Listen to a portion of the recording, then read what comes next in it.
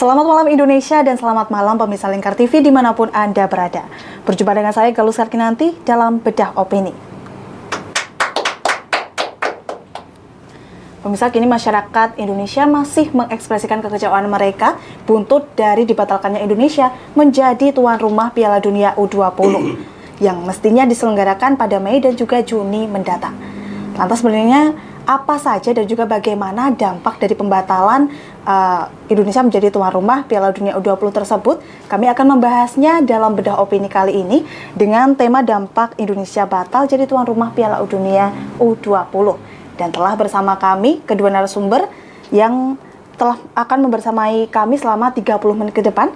Ada Pak Joni Kurnianto, ya, malam, selaku CEO Persipa Pati dan juga selaku anggota Komite Eksekutif PSSI Jawa Tengah. Ya. Kabar baik Pak Joni? Alhamdulillah Mbak. Alhamdulillah, ini sudah menyempatkan waktunya untuk datang ke studio Lingkar TV. Ini, Pak. Siap. Terima kasih. Dan kemudian narasumber yang kedua kita ada Bung Tris Irawan. Bung Tris, apa kabar? Alhamdulillah baik. Oke, alhamdulillah baik. Ini beliau sebagai pengamat sepak bola nasional. Oke, Pak Joni dan juga Bung Tris masih seputar tema yang sama mengenai dampak dari batalnya penyelenggaraan event Piala Dunia U20 di Indonesia.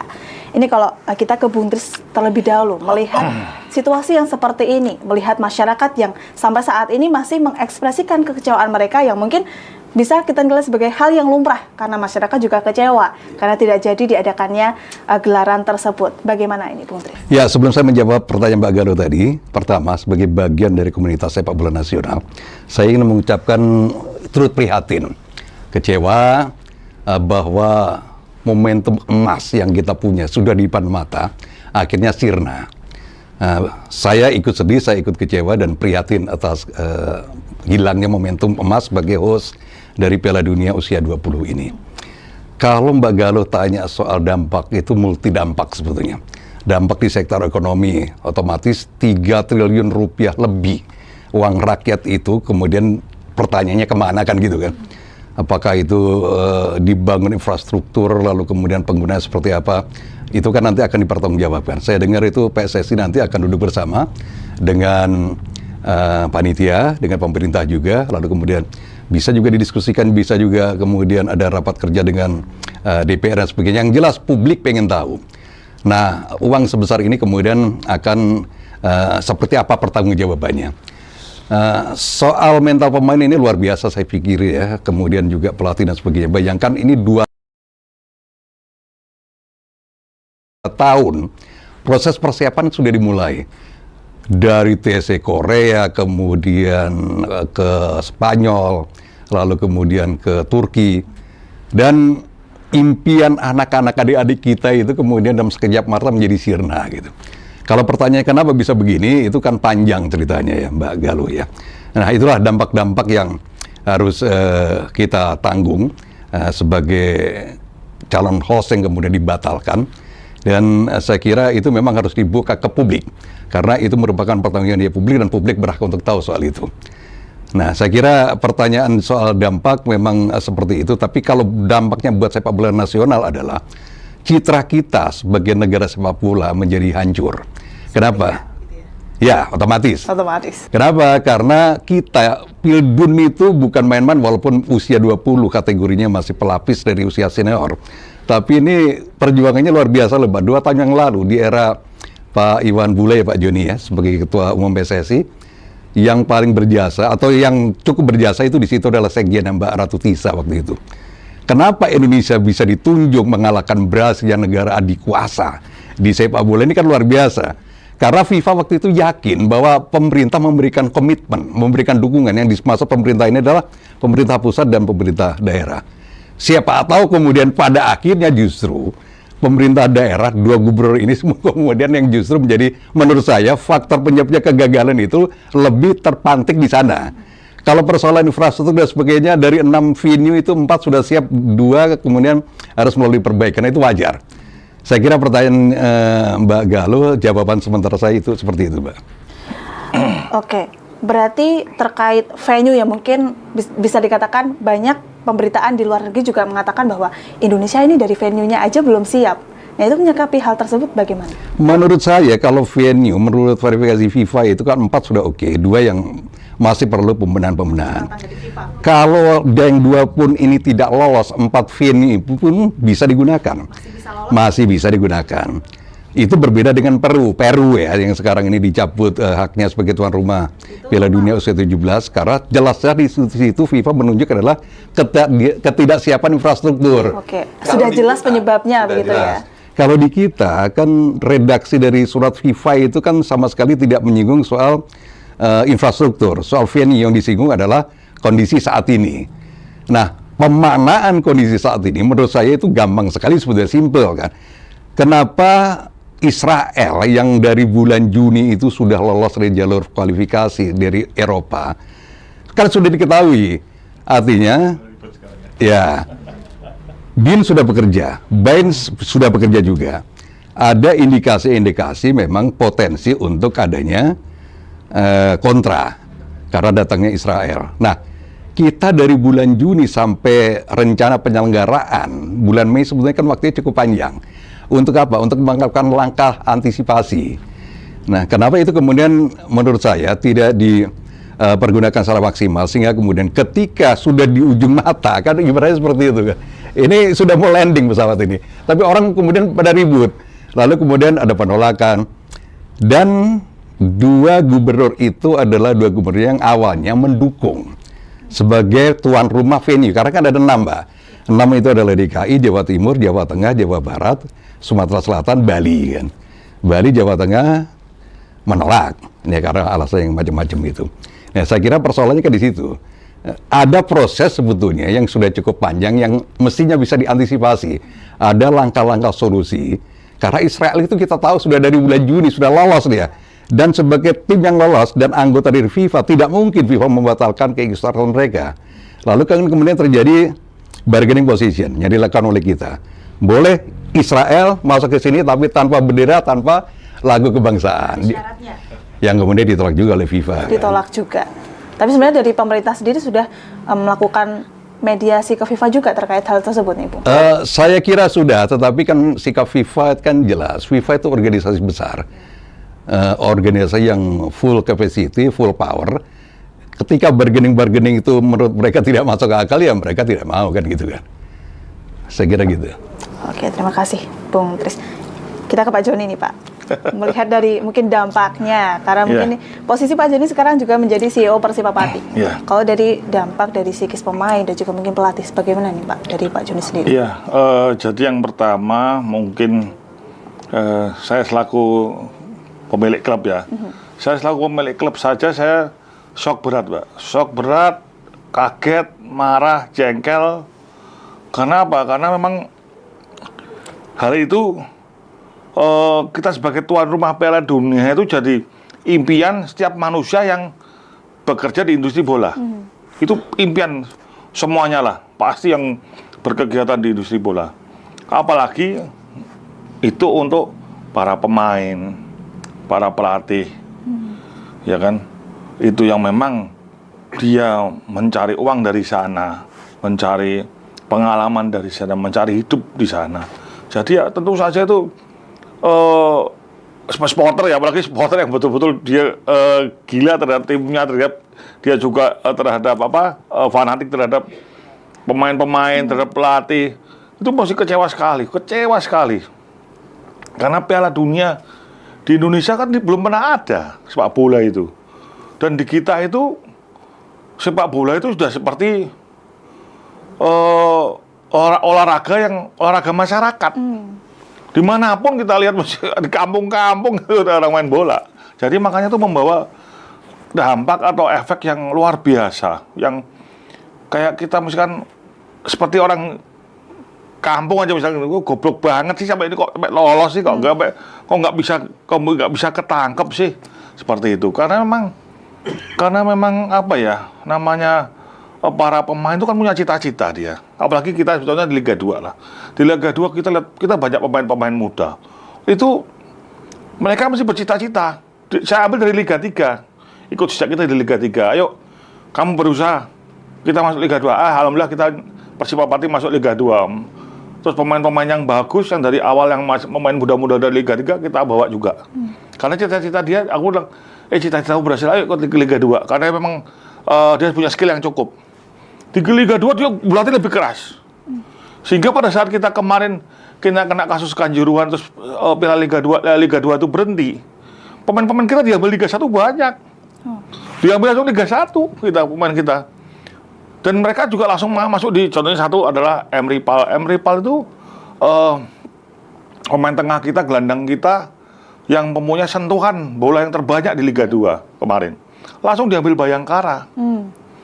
Langsung diambil Bayangkara, dan di Bayangkara pun main langsung langsung main di tim utama di Bayangkara. Kemarin bahkan Bayangkara ke PSIS Semarang malah menang. Bayangkara kan termasuk rival itu yang memang menculitkan PSIS. Saya sampai malah rival kok di Bayangkara kok di PSIS Semarang.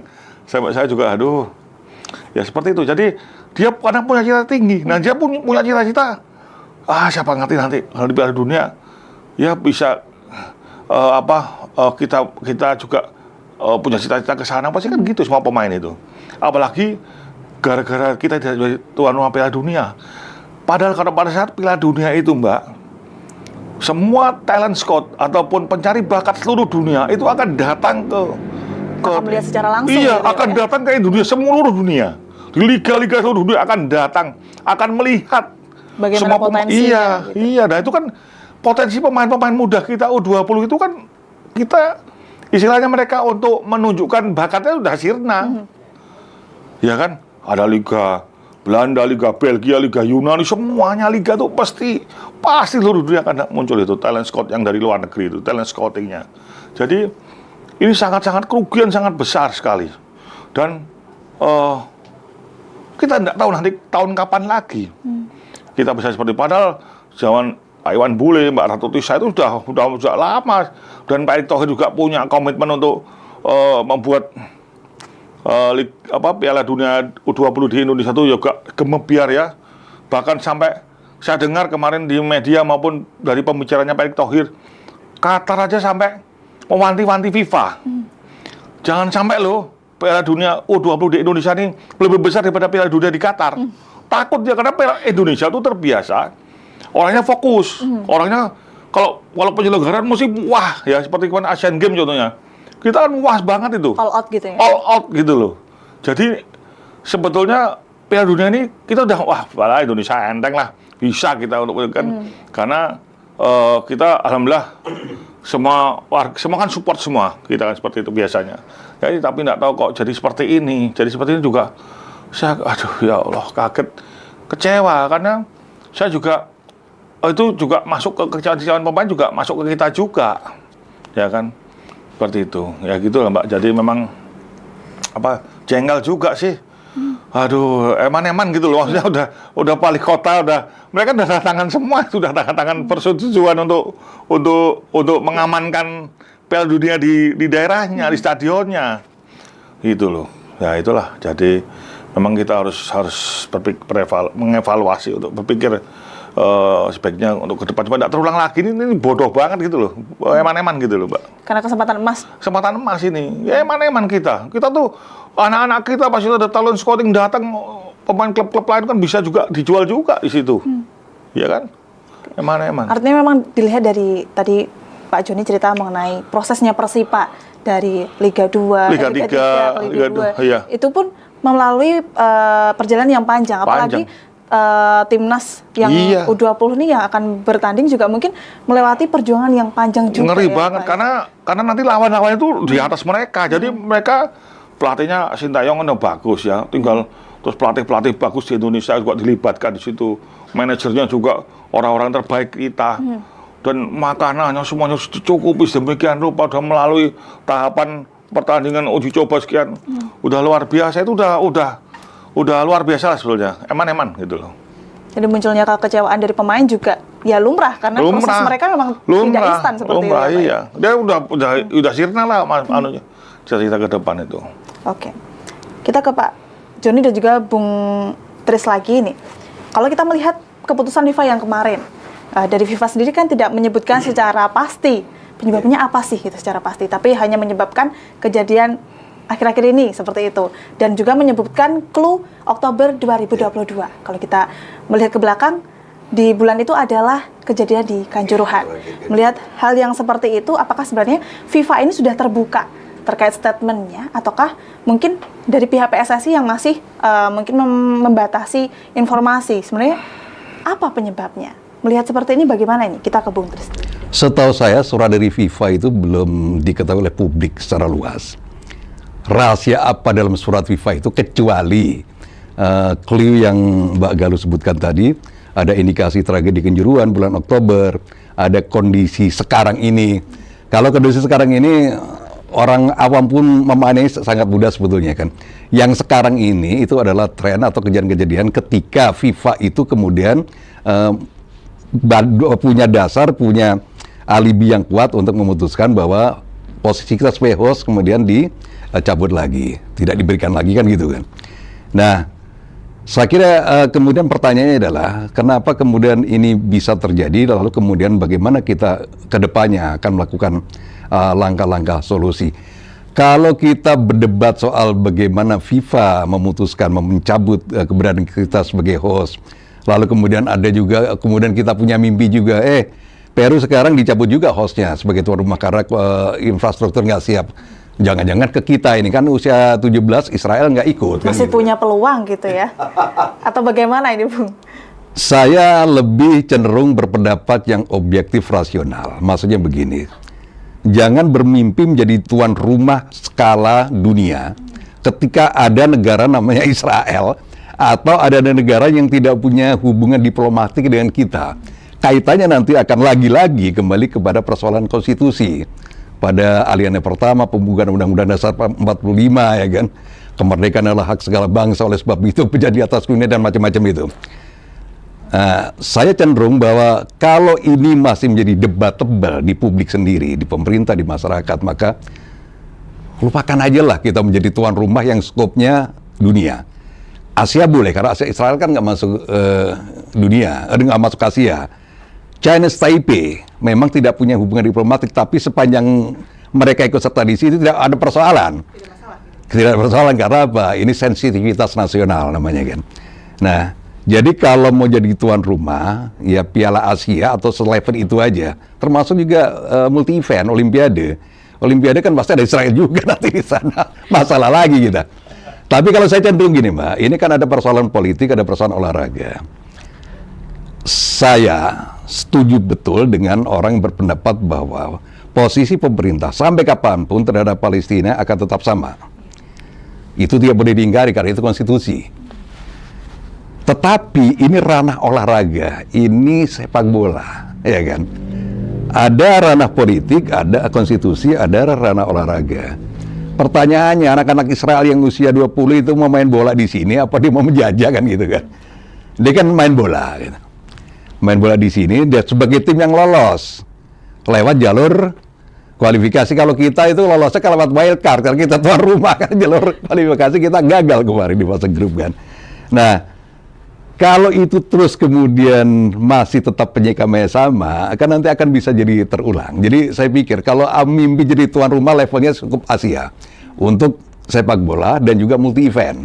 Karena di Olimpiade pasti juga ada Israel. Kalau usia 17 kan memang nggak ada Israel. Ya, bisa nah itu gimana, Bung?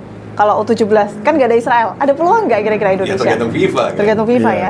Tapi kan kemudian kita jadi ditukar, ini usia 20. Jangan lupa Mbak Galuh, usia 20 itu dipersiapkan 2 tahun. Tadi saya udah cerita, Pak Joni juga udah cerita juga. Proses-prosesnya panjang. Pertama tim ini, waktu belum Ferrari, Hoki Carakan dan sebagainya, itu ada Rizky Ridho, ada Bagas Bagus Kavi. Itu pertama harusnya kan main di Piala Dunia usia 20 itu tahun 2021. Tapi kemudian musibah, ada COVID. Ditunda. 2023, posisi host tetap sama. Pemain berubah kan? Persiapan lagi ya? Persiapan lagi, 2 tahun lagi loh tiba. Maka muncul generasi berikutnya, ada Muhammad Ferrari, Hoki Caraka, dan sebagainya. Nah, artinya apa? Ini proses yang sangat panjang dan sangat melelahkan dan kosnya juga luar biasa. Apalagi kalau anak-anak cerita, dia dilatih oleh pelatih Korea namanya Shin Tae-yong. Latihan 1 hari itu 3 kali, Mbak. Pagi, siang, habis makan siang, sama sore atau malam. Tipus terus ya, Pak? militansi ala Korea. Kalau tidak begitu, ini kan dihadapi kan tim sekelas dunia, level stamina, skill, mental itu kan paling enggak kan harus mendekati gitu. Kalau levelnya cuma latihan nasional, habis kita main bola 60 menit udah selesai Mas ya.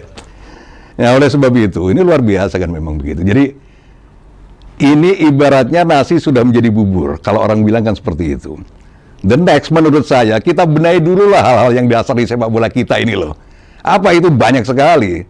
Kualitas SDM, wasit aja dari pertandingan ke pertandingan protes terus. Yang protes siapa? Pelatih-pelatih asing itu. Kalau Mbak Galuh teman-teman semuanya nonton itu Liga 1 itu. Yang nama Bernardo Tavares, pelatih PSM yang juara ini. Thomas Doll dari Jerman itu Persija. Tiap hari, tiap ini selalu protes sama wasit kan. Nah, apakah wasit kita memang begitu buruk? Padahal wasit di Eropa juga sering diprotes juga. Bahkan bantuan VAR pun juga jadi masalah juga kan gitu kan.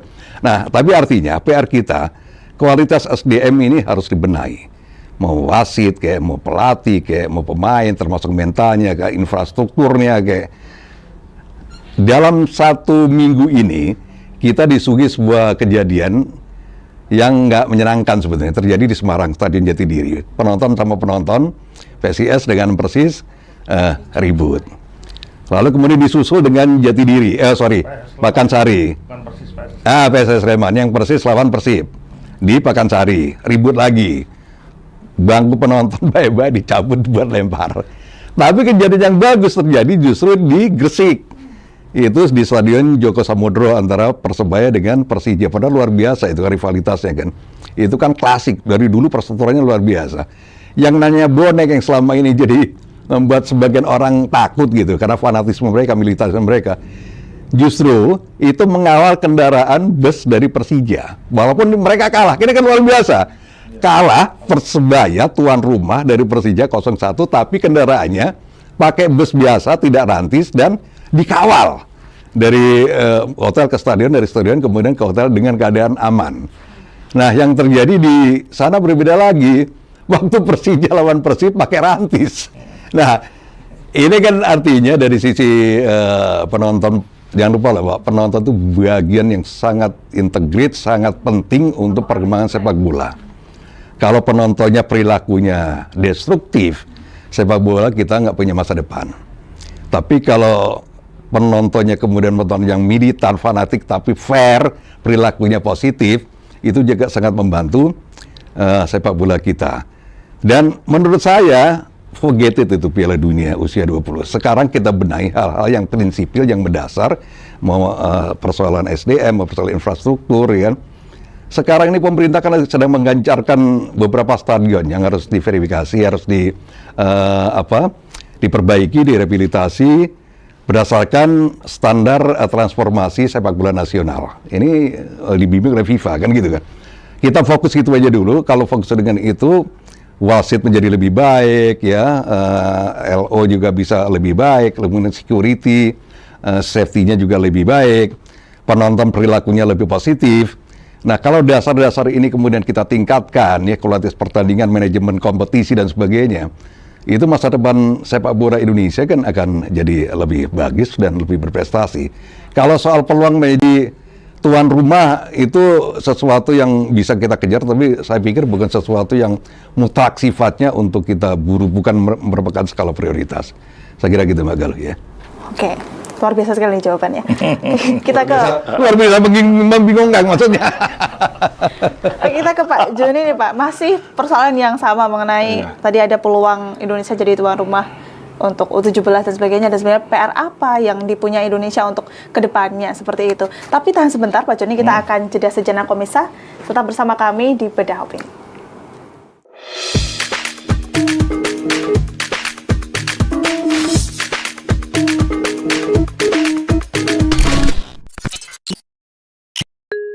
Ramadan penuh berkah. Sambut datangnya bulan suci Ramadan.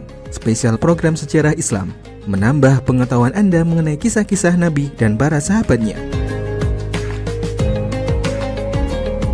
Sinema Islami yang saran akan nilai-nilai keislaman. Menemani istirahat siang Anda bersama musik religi, musik masa kini penyejuk hati saat bulan Ramadan. menyuguhkan serba-serbi Ramadan yang meramaikan momen Ramadan Anda bersama keluarga. Program Kultum Spesial Ramadan yang menemani Anda jelang berbuka puasa. Mempelajari keseharian Rasulullah melalui program Hadis of the Day. Menghadirkan informasi terkini seputar arus mudik Lebaran di Jawa Tengah yang dapat menemani Anda selama perjalanan mudik ke kampung halaman. Ramadan penuh berkah, bersihkan hati di bulan yang penuh ampunan.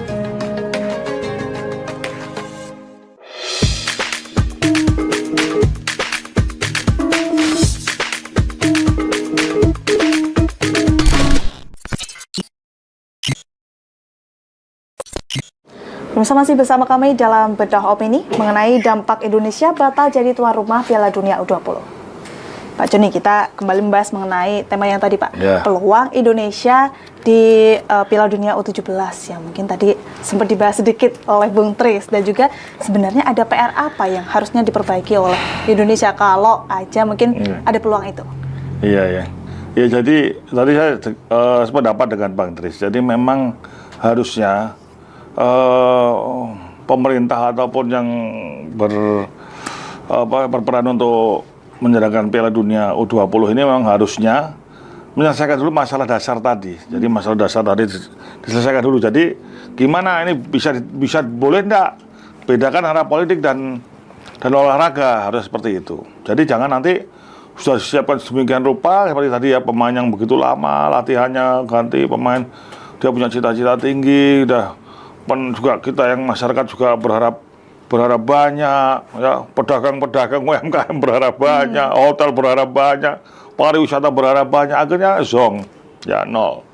Ya, itu kan membuat kecewa banyak. Jadi memang harus betulnya ini tidak boleh main-main, ya betulnya. Makanya seperti Kanjuruhan tadi, memang kalau surat dari FIFA sendiri pun tidak jelas sebetulnya, tidak begitu jelas. Kalau saya lihat itu kompleks banget sebetulnya, kompleks banget. Jadi salah satunya mungkin Kanjuruhan, betul. Jadi mungkin dunia melihat Indonesia seserius apa untuk penanganan pemerintah terhadap Kanjuruhan ini, ya kan? Jadi kelihatannya dari FIFA sendiri menilai bahwa pemerintah tidak serius tentang penanganan pemerintah terhadap masalah korban-korban Kanjuruhan. Mungkin seperti itu. Karena apa? Sekarang ini zaman teknologi, zamannya medsos. Netizen kita itu, waduh, mulutnya tajam banget. Lebih tajam dari Pancasila bahkan ya. Jadi mungkin itu yang berita medsos-medsos itu nyampe juga, mereka tiap hari kan ngeritik terus. Iya. Kita punya grup WA namanya Rembuk Sepak Bola Nasional, ya. Kita juga punya Rembuk Sepak Bola Daerah Jateng. Banyak banget itu punya Rembuk. Itu namanya komplain ataupun namanya kekecewaan pemerhati bola terhadap pemerintah tentang Kanjuruhan. Itu nggak selesai sampai sekarang, belum selesai. Nah, harusnya pemerintah atau siapapun yang ditunjuk oleh pemerintah itu serius menghadapi ini, serius menyelesaikan ini, karena memang betul menurut mereka korbannya tidak main-main, 135 orang, 135 jiwa. Harusnya serius, 135 loh, tidak main-main. Satu aja digebukin sampai mau meninggal aja dipantau terus gitu. Apalagi 135 orang, harusnya kita serius banget. Dan inilah yang dilihat FIFA, salah satunya itu. Terus yang kemudian yang kedua tentang masalah-masalah politik yang menyampaikan bahwa kebetulan orang-orang tersebut adalah pejabat-pejabat penguasa di provinsinya. Ya FIFA takut dong, sekas gubernur tuh di luar negeri di Amerika betul-betul ditakuti. Gubernur tuh bisa mempengaruhi pemilihan presiden kalau di Amerika. Jadi seperti contohnya Arnold Schwarzenegger, dia salah satu gubernur di Amerika. Itu presidennya takut sama beliaunya, takut. Dia mempunyai suatu bagian di negara Amerika. Nah itu juga FIFA pun juga memandang sama, ini ada apa nih? Gubernur ngomong begini, pastilah ada pengaruhnya, sedikit banyak ada pengaruhnya. Nah inilah, jadi makanya memang betul. Jadi kita harus selesaikan dulu masalah dasar. Kanjuruhan ini gimana sih? Udah bener atau belum sih tentang hakim-hakim yang memutuskan korban yang tersangka itu betul? Enggak benar sih. Polisi udah betul belum sih menetapkan para tersangka itu? Itu harus diteliti betul sama namanya, kan udah ada namanya TPGF ya. Tim mencari fakta itu kan harusnya betul-betul dikasih kebebasan dia, tapi juga tim pencari fakta itu harus benar, independen betul harusnya. Katakan salah jika salah, katakan benar jika benar. Tapi faktanya bagaimana? Nah, faktanya nggak tahu, banyak yang protes itu. Nggak ngomong juga nggak enak. Jadi banyak yang protes, Mbak. Coba jenengan lihat dah. Netizen ini nggak pernah berhenti menyuarakan itu di mana-mana, di media, di medsos, di mana-mana lah. Terutama kalau saya dengar RSN itu ya, rembuk sepak bola nasional itu kan masalah, apalagi masalah Piala Dunia yang gagal ini juga. Waduh, bahasanya buat kuping panas juga kadang-kadang gitu ya. Apalagi ini Pak Erick Thohir berusaha memperbaiki ke sana tuh. Ya ada pro kontra juga ya kan. Nah, tentang U17 sih bagus lah kalau memang bisa menghentikan Peru, kita coba di lobby. Tapi apakah timnas kita kuat U17? Nanti jadi bulan-bulanan malu kan kita. U17 dipaksakan, oke misalkan lobby kita berhasil. Indonesia jadi tuan rumah Piala Dunia U17. Waktunya nggak juga ada mepet ya? Israel. Persyaratan mepet. Terus tim kita gimana? Nah, timnas kita ikut dibobol 8-0 10-0, nggak malu kita. Itu. Walaupun secara venue mungkin sudah siap, tapi secara dari pemain sendiri mungkin perlu persiapan juga. Kalau venue saya pikir, Mbak, alhamdulillah kemarin pasca Kanjuruhan itu PSSI bekerjasama dengan Mabes Polri membuat suatu tim untuk namanya tim verifikasi lapangan stadion. Kita Persib mengalami juga di Stadion Joyokusumo yang datang nggak main-main, kombes pangkatnya. Dan AKBP itu 3 AKBP semua sama 1 kombes. Itu serius, serius. Kita pun menonton dengan sudah saya rapatkan dulu waktu itu di Joyokusumo. Saya rapatkan teman-teman dari dinas, Dispora, sama ada dari DPU dan teman-teman Persipa sendiri, ada Panpel, semua saya libatkan semua. Alhamdulillah nilai kita kemarin Joyokusumo 68,84 kalau nggak salah. Itu yang termasuk baik, tinggi, termasuk tinggi itu. Soalnya jadi diri aja cuma 58. Kita 68,84. Iya. Nah, makanya itu kan kesehatan. Tapi insya Allah kalau namanya stadion-stadion itu saya rasa pemerintah atau orang kita sanggup lah untuk memenuhi standar FIFA itu, saya rasa bisa sanggup karena udah ahli-ahli banget. Cuman ya itu tadi, kita jangan memaksakan dulu lah. Kalau memang yang dasar tadi belum selesai. Takutnya memang nanti kebobolan juga ya Pak, dari mungkin timnasnya belum siap. Karena dari timnas U20 sendiri, tadi persiapannya 2 tahun ya. 2 tahun. Kalau ini U17 pun hampir diselenggarakan. Ini persiapannya kan cukup singkat, berapa November bulan lagi? 2023 ya? November 2023. Bermodal kita level prestasi juara Piala AFF. Tapi kita tidak lolos tim usia 17 ke putaran final Piala Asia. Yang lolos Malaysia, kan kita kalah lawan Malaysia yang Bima Sakti kemarin kan. Ya. Tapi andai saja ini U17 ini sebagai pengganti U20 yang gagal, apakah Indonesia akan menerima? Ya, kalau sudut pandang Pak Joni dan juga Bu sendiri. Kalau saya terima. Saya terima. Ya? Iya, terima. Konsekuensinya tadi sudah disebutkan. Iya, udah, yang penting gini. Yang penting ini bagi saya kalau memang kita diberi U17. Saya harap ya Pak Erick Thohir harus menerima. Dan kita PSSI kerja keras, pemerintah harus kerja keras. Gimana caranya pemain itu ya kita genjot betul. Pelatih fisik yang bagus, pelatih mungkin pelatih intinya yang bagus, pelatih teknik yang bagus, semuanya kita buat bagus semua. Kita toto betul-betul. Ya jangan sampai paling nggak malu-malu amat lah. Yang penting kita harus berani, udah dikasih kesempatan kok. Eman ini. Diambil lagi ya? Ambil lagi aja. Oke. Iya. Bung, terus gimana nih, Bung? Salah pertanyaan. Kalau saya lebih fokus justru bagaimana Pak Erick Thohir ini kan selalu melakukan lobby-lobby dengan Presiden FIFA, Infantino. Coba kita pikir, kemarin sebelum keputusan mencabut hak kita sebagai host turnamen Piala Dunia usia 20 itu kan Pak Erick Thohir ketemu dengan Presiden FIFA ya kan, di Qatar. Di Peru Mbak, nggak pakai itu. Jadi begitu ada data konkret statistik yang bisa dipertanggungjawabkan bahwa infrastruktur tidak siap, langsung di cut off. Langsung ada pernyataan? Nah, cabut. Ini Pak Erick ke Qatar loh, baru itu kemudian diputuskan. Walaupun suratnya itu kata Pak Joni tadi kan belum terlalu jelas kan, belum terlalu clear gitu kan. Nah, sekarang kita sudah dicabut hak kita. Sekarang sedang lobby untuk apa? Supaya sanksi, kan di situ di surat FIFA itu yang kita bacakan ada potensi sanksi. Sanksinya dari FIFA. Nah, itu tidak terlalu berat. Ya coba kita bayangin. hak kita sudah dicabut, terancam dengan sanksi pula kan. Jadi ketika kita ikut SEA Games, sekarang sudah drawing sepak bola SEA Games ya. Yang kebetulan alhamdulillah kita drawingnya nggak terlalu berat kan. Ya sama Kamboja, Myanmar dan sebagainya, nggak ketemu sama Thailand, nggak ketemu sama Vietnam. Itu masih terbayang-bayang ini sanksi apa dari FIFA. Jadi kalau saya lebih setuju gini, kalau kemudian ditunjuk ya silakan, itu ketum PSSI itu ya gitu. Tapi satu hal yang diingat bahwa tim kita tidak siap. Secara tim. Secara tim. Secara tim tidak siap. Kalau nanti Pak Joni tadi bilang jadi bulan-bulanan, kan jadi bulan-bulanan nggak enak Mbak, masa kalah 8-0 segala macam. Sintayong itu luar biasa. Dia tahu betul levelnya tuh untuk Piala Dunia seperti apa. Sehingga kemudian kenapa dia harus ke Korea? Ke Korea itu lawannya, itu kan levelnya sudah level Piala Dunia. Ke Turki, ke Spanyol, karena untuk menaikkan grid itu, level permainan itu, bukannya permainan fisik juga harus kuat, kemudian mental dan sebagainya. Ketika kita sudah siap, artinya kan ada mini turnamen ketemu Guatemala, New Zealand, lalu kemudian Fiji dan sebagainya, enggak yang usia 20 bos. Lalu di sana juga kita ketemu tim-tim yang level Piala Dunia, Slovakia, Prancis dan sebagainya.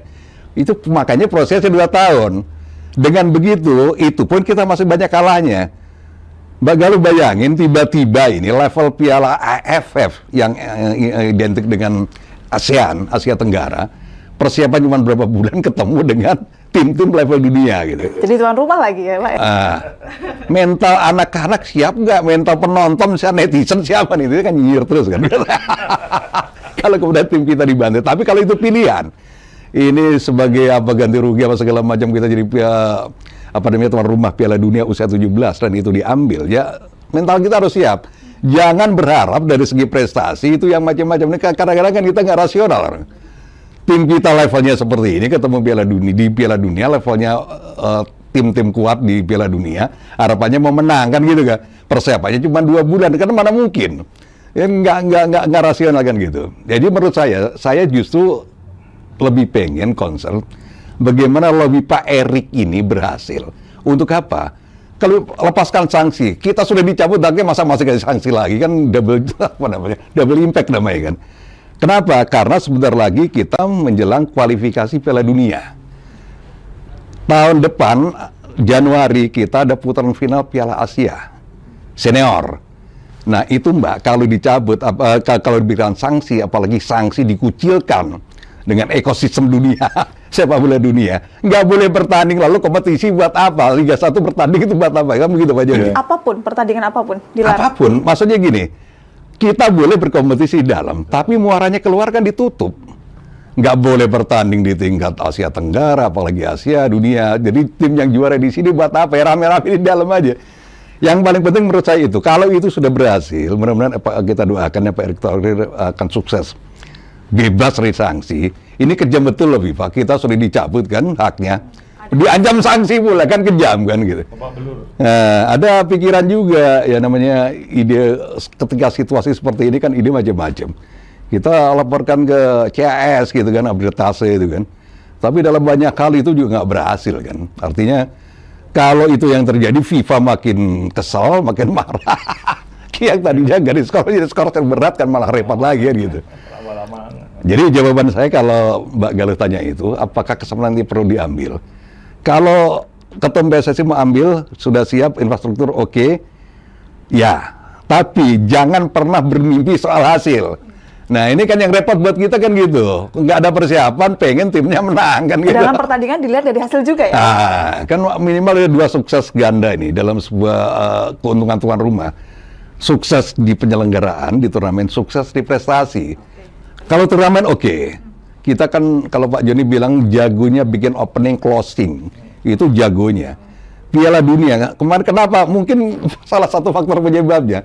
Kita sibuk dengan urusan opening berkisah apa, kasih apa, mau kasih entertain apa kan gitu. Sudah ada soundtracknya kemarin. Nah, itu di Piala Dunia nggak pernah terjadi loh Mbak, kecuali di Indonesia. Pak Wisnu Tama kemarin ya. Sudah dipersiapkan sedemikian rupa. Mungkin kalau kita sibuk dengan urusan itu, kemudian lalai di urusan yang lebih penting.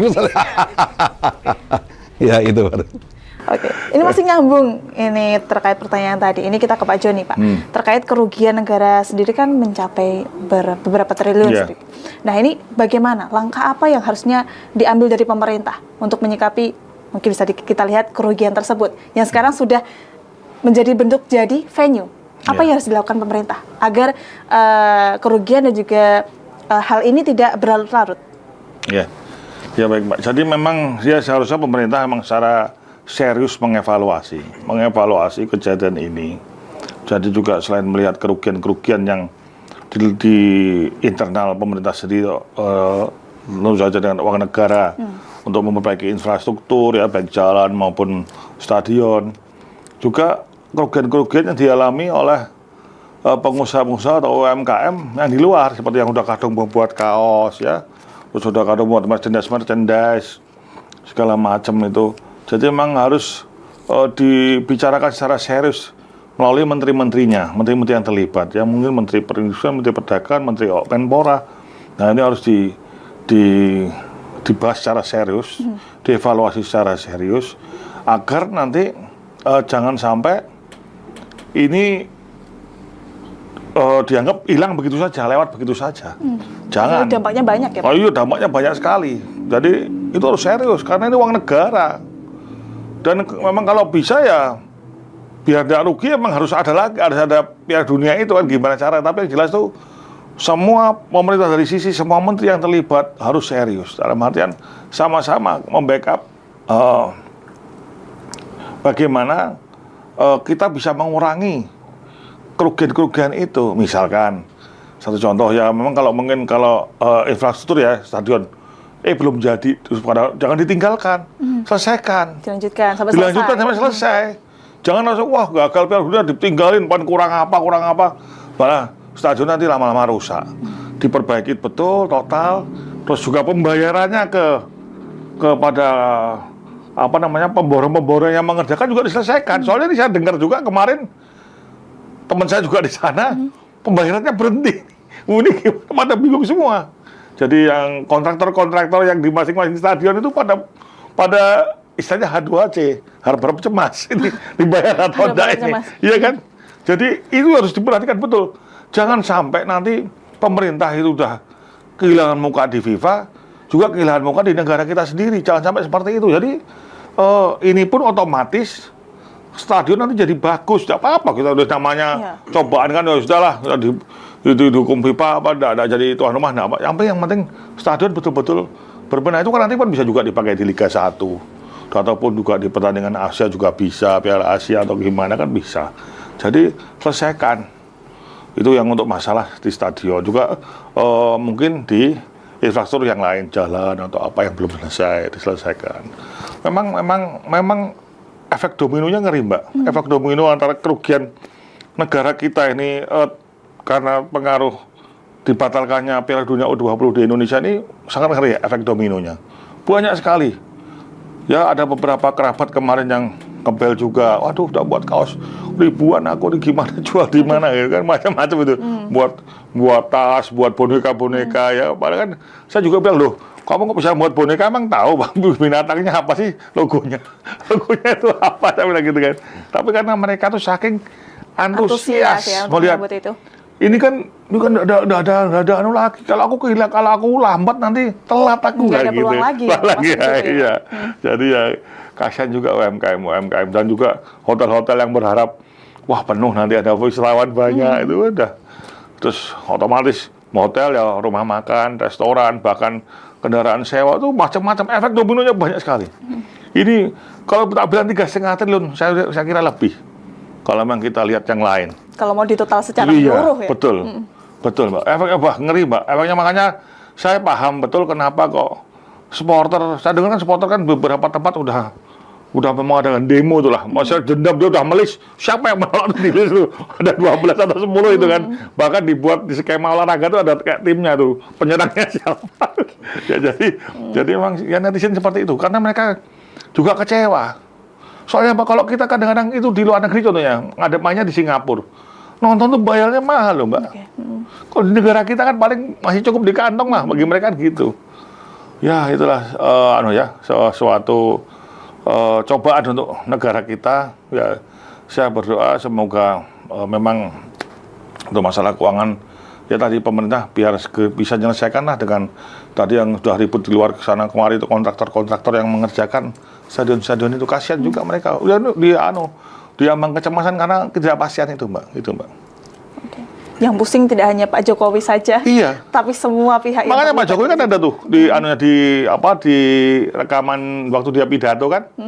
Saya tuh pusing nih sepak bola ini kan gitu. Ya pusing betul itu. Oke. Betul. Semua pihak mengalami itu ya. Mengalami itu, betul. Oke. Kalau tadi membahas mengenai supporter, kita ke Bung Tris. Mengenai supporter yang mungkin beberapa hari terakhir ini mungkin ada kericuhan, dan kalau kita menilik ke belakang lagi ada kanjuruhan dan juga ada catatan dari FIFA terkait kanjuruhan juga. Apakah perlu dari PSSI mengadakan duduk bersama ataupun mungkin mediasi antara supporter agar mungkin mengurangi hal-hal yang seperti ini di Indonesia kalau mungkin nantinya mau menjadi tuan rumah kembali? Bung. Setahu saya, sebagian dari jobdesk itu sudah dilakukan. PSSI itu dalam strukturnya ada divisi supporter. Nah, itu sudah dilakukan, memang belum semua. Maksudnya beberapa kelompok supporter besar sudah difasilitasi untuk dipertemukan. Pengurusnya, Mbak, maksudnya. Di Jakmania, misalnya Boboto, kan, Jakmania Persija. Mungkin di Statement di Semarang, PSIS, gitu, Bonek. Tapi ini kan bukan persoalan mudah, ini persoalan bagaimana mengurus attitude manusia, perilaku manusia. Sepak bola itu kebebasan katanya kan gitu. Namanya orang bebas ya, tapi bebasnya jangan lempar-lempar kursi kan gitu sebetulnya. Merusak fasilitas jangan. Iya kan begitu. Jadi ini pekerjaan memang sangat sulit tapi harus dilakukan. Maksudnya begini, bagaimana mindset supporter ini harus diluruskan bahwa mendukung tim kesayangannya harus. Militarisme, ya. Spartan, fanatik, oke. Tapi jangan destruktif. Destruktif artinya kan merusak. Jangan anarkis kan gitu. Jadi kamusnya kan sederhana. Sepak bola itu hanya mengenal menang, seri, kalah. Menang disyukuri, alhamdulillah. Kalau seri juga begitu. Tapi kalau kalah jangan ngamuk kan gitu. Ya, harus legowo gitu ya. Harus legowo. Saya gampang mengucapkan, tapi memang tidak mudah. Nah, ini kan perlu perubahan mindset kita. Dari dulu itu sudah digaungkan hal seperti itu. Alasannya macam-macam, ada karena wasitnya curang lah, apa dan segala macam. Nah, makanya itu tadi di awal saya sudah sempat bicara tadi bahwa kualitas SDM termasuk wasit ini faktor yang sangat sentral untuk diprioritaskan pembenahannya. Kalau tidak, ini kaitannya nanti ke kompetisi. Kalau wasit kemudian membuat blunder, kesalahan-kesalahan, padahal sebetulnya PSSI, kalau Mbak Galih suka nonton bola nggak? Jadi kalau ada wasit di belakang gawang itu, kita kan nggak pakai VAR, Mbak ya. VAR kan belum punya, gitu kan mahal, biayanya kan besar. Software-nya juga mahal, operatingnya juga mahal kan. Belum lagi soal kondisi stadion. Nah, diupayakan ada wasit di belakang gawang itu, supaya apa? Kalau dia ada penalti dan segala macam, sudut pandangnya kan lebih dekat. Tapi ternyata juga nggak jawab juga, ribut juga masih di situ. Protes. Ada konflik lagi. Masih protes. Karena apa? Masing-masing punya asumsi. Nah, asumsi ini sebetulnya pendekatannya kan regulasi. Ini loh yang namanya offside itu begini, yang namanya handball itu begini. Kadang-kadang orang asumsinya beda-beda. Padahal regulasi itu kan selalu update, selalu ada berubah gitu ya. Ini sedikit teknis, Mbak ya. Nah, jadi apa?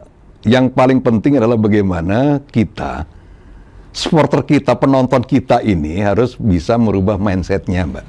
Tidak mudah, tapi harus dilakukan. Jadi apa yang terjadi pertandingan antara Persebaya dengan Persija itu luar biasa bagus. Tapi kenapa itu tidak bisa terjadi antara Persebaya dengan Arema kan gitu. Ini persoalan sejarah.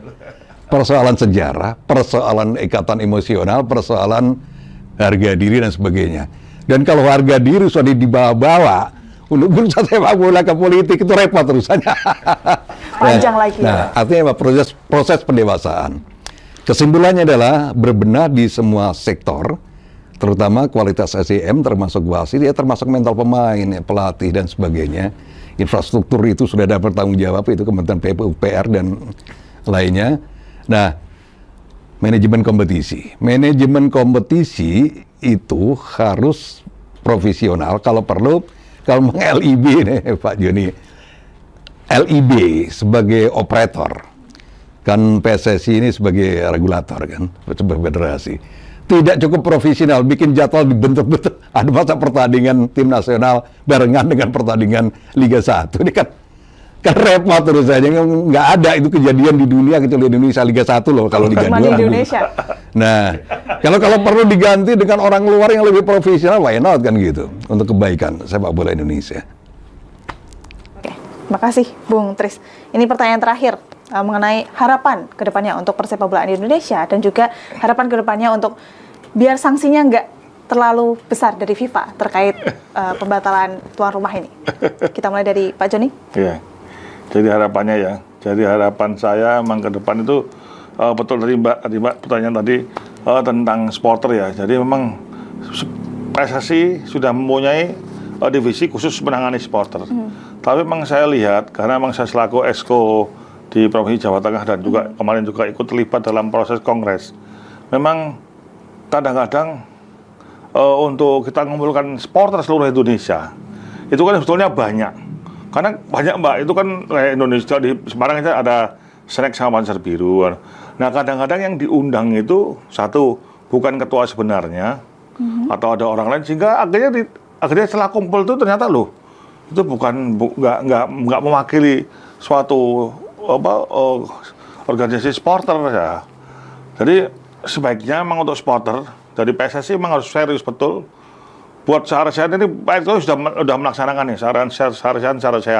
Jadi Sarasian Liga 1 sudah, Liga 2 sudah, terus di Asprop sudah. Ini nanti supporter juga. Tapi kalau saya lihat supporter memang belum komplit. Tolong betul-betul tadi yang menang tadi seperti kata Bang Tis tadi, orangnya harus profesional dan betul-betul dia menginginkan supporter Indonesia ini jadi supporter yang maju, supporter yang bagus. Jadi jangan ada nggak asal yang suka aja yang dipilih, nggak gitu. Jadi semuanya lah. Biar dia ngomong jelek, ngomong ngeritik, biarin aja, kita dengerin aja kan gitu. Nggak usah, terus jangan dibenci, tapi tetap digabungin supaya nanti jadi satu. Terus dibina yang benar, sehingga kasus-kasus yang baik bisa tadi ya antara Persebaya dengan mana Bang Persib ya dia. Persib. Nah itu bisa terjadi baik. Jangan sampai kasus-kasus yang baik kemarin Persija ya. Dengan Persib juga nggak ada masalah. Ya, terus kemarin juga yang PSIS dengan PSS Sleman yang janjinya nggak ada apa-apa. Tapi ternyata ada. Nah, itu memang betulnya memang nggak apa-apa kita kumpulkan, memang wajar Mbak. Jadi seperti saya di Persiba Pati, ada namanya Pati Fosi. Supporter Pati Fosi ini juga dari orang macam-macam. Tapi yang alhamdulillah saya dengan komunikasi dengan mereka ini baik. Jadi kita sering ketemu dengan istilahnya ketua-ketua kelompoknya, kita makan bareng, kita ajak diskusi, ya itu memang harus gitu. Saya sebagai klub, pemilik klub harus koordinasi, kita jelaskan. Kan banyak tuh, kita kalau salah aja, serang waktu masalah ini, contohnya masalah waktu Liga 2 berhenti. Ada yang nyebar di Instagram bahwa, wah Persipa itu termasuk yang nggak mau Liga lanjut. Wah, serang Instagram, saya diserang. Saya biarin aja, saya jawab di Instagram. Saya ajak ketemu, tak jawab. Loh nggak mungkin tuh aku ngajak berhenti. Kalau berhenti rugi kita ini. Kita bikinnya lanjut, gitu kan. Nah akhirnya mereka tahu. Nah makanya untuk kedepannya selain supporter juga tadi kita evaluasi sama-sama. Selain supporter juga ada masalah kebijakan-kebijakan negeri ini. Jadi pemerintah harus tegas. Jadi kalau ada misalkan gubernur ngomong gitu dipanggil langsung lah. Pak Presiden harus memanggil. Gubernur, kamu kenapa ngomong gini? Harus dipanggil gubernurnya. Yang maunya yang manggil, yang udah melawan ini dipanggil, harusnya seperti itu. Karena gubernur kan di bawah presiden, dipanggil lah harusnya. Terus PSSI dipanggil semua dudukkan bareng, ini harusnya gimana? Harusnya kan gitu Mbak. Ini evaluasi ke depan loh ya. Jadi sama-sama duduk bareng sehingga pemerintah ini jelas mau menyelesaikan masalah, termasuk Kanjuruhan. Kan betulnya suara-suara sumbang itu kan banyak. Dipanggil aja tim mencari fakta, Kapolri, terus PSSI ini gimana nih? Terus yang korban yang mau pengacara yang mewakili korban dipanggil. Kalau dibiarkan aja, ini akan terus, Mbak. Dan ini modelnya seperti ombak. Pertama kecil, lama-lama besar. Ini yang potensi nanti kita mengadakan apapun gagal pasti. Saya yakin. Karena ini nyuwun sewu Mbak, mohon maaf. Namanya organisasi seperti FIFA atau asing takut loh Mbak. Kejadian Indonesia bom-boman gitu. Mereka takut karena mereka yang diutamakan adalah pasti keamanan. Saya yakin pasti satu faktornya adalah keamanan. Dan masalah kanjuruhan, masalah yang diomongkan gubernur-gubernur itu masalah keamanan. Itu yang ditakuti oleh organisasi apapun di FIFA atau apapun, takut pasti. Gitu. Nah, itu yang bisa Pak, ya presiden. Harusnya seperti itu. Ini makanya harus duduk bareng lah. Semua yang pemangku-pemangku negara kita duduk bareng sama-sama. Misalkan, eman-eman ini, kasihan anak bangsa kita, anak cucu kita kasihan. Ke depan akan seperti ini terus. Ya, matur nuwun. Kalau nggak diselesaikan seperti ini. Iya, kalau nggak diselesaikan. Kita bergeser ke Bung Tris. Bagaimana Bung? Closing statement. Mbak, Pak Erick Thohir ini kan mau ke Swiss ya. Ketemu lagi dengan Presiden FIFA. Jadi mungkin misi utamanya adalah bagaimana Indonesia ini tidak disanksi. Kalau disanksi pun sifatnya tidak mematikan kan gitu ya. Yang kedua katanya membawa blueprint soal transformasi sepak bola nasional. Saya nggak tahu di dalamnya blueprint itu apa, tapi janji beliau adalah blueprint ini bukan hanya nanti berupa asumsi-asumsi, tetapi akan ada langkah-langkah konkret. Saya membacanya begini, yang disebut langkah-langkah konkret itu mungkin perbaikan di bidang infrastruktur, ya, venue kan. Lalu yang kemarin difasilitasi oleh FIFA, didorong oleh FIFA, ya termasuk kemudian adalah bagaimana manajemen kompetisinya, panitia lokalnya, ya kan, security-nya, safety-nya. Nah, ini menjadi standar yang memang bagus untuk menjalankan sebuah kompetisi yang baik. Nah, kita mendukung itu. Harapannya adalah Pak Erick Thohir nanti pulang, lalu FIFA tidak memberikan sanksi kepada kita, lalu kemudian sepak bola kita dengan program yang jelas itu menuju step-step yang memajukan. Bicara soal sepak bola itu sebetulnya intinya satu, bicara soal kualitas kompetisi. Kompetisi kalau di saya itu ada Liga 1, Liga 2, ada Liga 3 yang amatir kan gitu kan. Muaranya ke tim nasional. Kalau kompetisi bagus, menjual, daya nilainya tinggi, tim nasional berprestasi, itu nama ketua umum dan sepak bola Indonesia itu akan berkibar setinggi langit mungkin ya. Tapi untuk menuju ke sana kan tidak mudah. Harapannya bahwa sekarang ini lupakan siapa yang menjadi ketum PSSI. Ini kan kalau saya lihat kan masih ada kekecewaan akibat KLB. Jangan lalu kemudian kesalahan sedikit yang tidak terlalu prinsipil kemudian digoyang lagi KLB lagi kan gitu, repot urusannya. Nah, kalau KLB tiap tahun kemudian hasil kerjanya apa kan gitu. Yang kedua, tim nasional. Tim nasional ini bisa terbentuk dengan bagus apabila talent-talent muncul itu dari kompetisi yang memang kompetitif. Jadi kalau pemainnya bagus, wasitnya bagus, lapangan juga bagus, mainnya juga enak, akan muncul dan lahir pemain-pemain sepak bola yang baik yang nantinya akan direkrut ke tim nasional. Kan sebetulnya intinya di sebuah produk federasi kan hanya itu, kompetisi dan tim nasional. Kalau marketing dan segala macam itu kan hal-hal yang memang ngikut di sekitar itu. Terakhir, sebagai closing statement dari saya, anak-anak adik-adik kita ini yang tim usia 20 yang tidak jadi mentas di panggung dunia, yang mungkin sudah berharap bapaknya akan nonton di pertandingan level dunia melawan Brasil, melawan tim yang hebat-hebat itu, sekarang sudah selesai. Sudah tidak ada lagi. Tapi menurut saya, jangan berhenti bermimpi. Teruslah bermimpi karena apa? Event itu kan masih banyak. Mungkin levelnya tidak tingkat dunia di usia 20, tapi masih ada SEA Games, ada Asian Games, kalau dimasuk senior. Syukur-syukur suatu saat nanti kalau kompetisi bagus ya kan, lalu pembinaan di usia dini bagus, kemudian lahir pemain-pemain yang top ya kan, tambah lagi pemain-pemain naturalisasi itu. Why not kita lolos ke Piala Dunia tanpa menjadi tuan rumah sebagai wild card kan gitu kan. Memang lolosnya lewat jalur prestasi. Dan itu mungkin sekarang Asia itu sekarang jatahnya 8+. Kalau kemarin kan cuma 4, artinya ada 2 kali lipat. 8+ itu, yang plus itu nanti playoff lawannya non-Asia, bisa Selandia Baru, bisa negara lain gitu kan. Nah itu artinya kan bukan mimpi di siang bolong menurut saya, kalau pembinaannya benar. 8 negara dari Asia plus tengah ya, itu bisa tampil di Piala Dunia kan. Sekarang pesertanya 48 sekarang Piala Dunia kan. Nah, itu masih mungkin, bukan mimpi di siang bolong menurut saya. Masih ada peluang ya Pak? Masih kalau menurut saya. Konsistensi pembinaan yang perlu, jangan ribut terus. Di dalam ribut yang kemarin kecewa, nggak kalah di KLB lalu kemudian dalam tanda kutip mengganggu, kan nggak boleh seperti itu. Kalau begitu terus-terusan, siapapun ketua umumnya ya akan repot kan gitu. Saya kira gitu. Jangan pernah berhenti bermimpi, masih ada banyak event, bangkit, move on, dan suatu saat insya Allah berprestasi untuk adik-adik kita semua. Terima kasih, Pak.